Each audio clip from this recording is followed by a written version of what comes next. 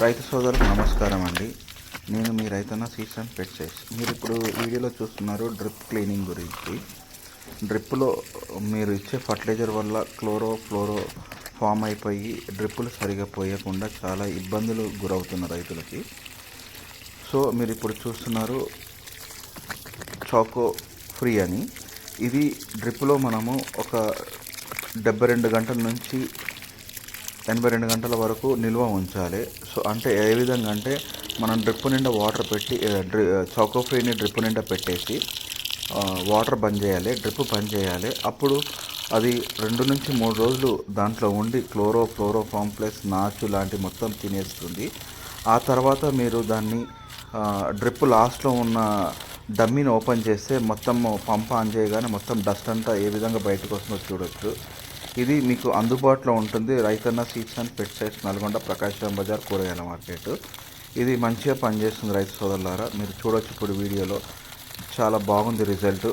ఇలాంటివి కావాలనుకుంటే మీరు రీచ్ చేయండి. రైతన్న సీడ్స్ అండ్ పెస్టిసైడ్స్, నల్గొండ, ప్రకాశం బజార్, కూరగాయల మార్కెట్. ధన్యవాదాలు.